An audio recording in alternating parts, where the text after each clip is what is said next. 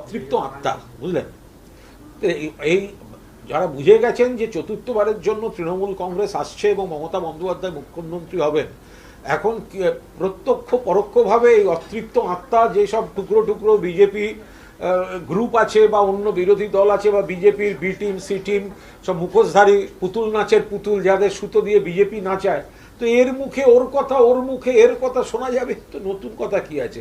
শুধু বাংলার মানুষের মুখে এবং মনে এদের কোনো জায়গা নেই। এইগুলো নিয়ে রাজনীতি করাটা না অত্যন্ত আপত্তিকর। আনন্দপুর একটা দুঃখজনক দুর্ঘটনা, অগ্নিকাণ্ড, বহু লোক মারা গেছেন।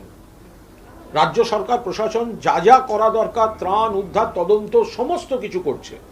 কদিন আগে যখন গোয়ায় নাইট ক্লাব জ্বলে গিয়ে মৃত্যুর মিছিল হলো, তো ওটা তো বিজেপির জায়গা, তখন শুভেন্দু অধিকারীর মনে পড়েনি যখন ইন্দোরে কৈলাস বিজয়বর্গীয় জায়গায় পানীয় জলে বারবার বলা সত্ত্বেও পুরো নিগম ওখানে কাজ করেনি, সংক্রামিত হয়ে বিষক্রিয়ায় মৃত্যুর মিছিল, তখন শুভেন্দু অধিকারীদের কি মনে হয়েছিল?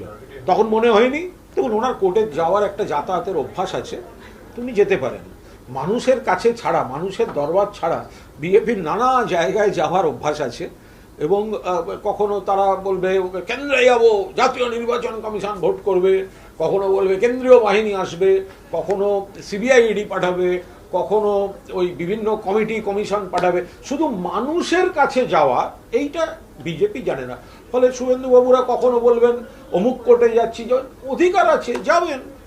নির্বাচন কমিশন হঠাৎ বলছে আমাদের শেষ হয়নি, এই দিন বাড়তি চাই। আমরা প্রথম থেকে বলেছি যে কেন এই ধরনের অবৈজ্ঞানিক, অপরিকল্পিত এই ধরনের হঠকারী কাজ করছেন, অদূরদর্শী কাজ। এটা এত অল্প সময় তাড়াহুড়ো করে বিজেপির কথায় শুধু বৈধ ভোটারদের নাম কাটার খেলা, এটা তো চলতে পারে না। আমরা তো বলেছি সেটা। তো এখন সেটাই তো মানতে হচ্ছে ঘুরিয়ে। এত তাড়াহুড়ো করার কোনো দরকার ছিল না।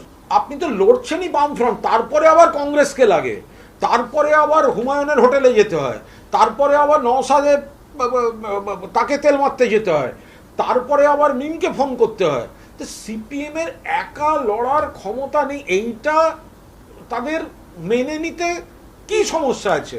আজকে একে ডেকে কথা, কালকে ওকে ফোন, আর যত ভ্যালেন্টাইন্স ডে এগিয়ে আসছে তত মোহাম্মদ সেলিমের ফোন বাড়ছে, মন বুঝতে ফোন করছে, মন বুঝতে ফোন করছে। যত ভ্যালেন্টাইন্স ডে এগিয়ে আসছে আর মোহাম্মদ সেলিম মন বুঝতে ফোন করছে। তো মুশকিল। আমি কালকে পরেশ পালের বাড়ি গেছিলাম, পরেশদা শুয়ে আছে, পাশের বেডে কুকুর শুয়ে আছে, পরেশদা তাকে নিয়ে জড়িয়ে ধরে শুয়ে আছে। কাকে কি বলবো? পরেশ পাল ওকে ভালোবাসে, নিয়ে শুয়ে আছে। আমি একটা কথা বলি যে নিশ্চয়ই হাসপাতাল, স্বাস্থ্যকেন্দ্র পরিচ্ছন্নতা দরকার। এত বড় একটা সিস্টেম, এটা কি প্রথম?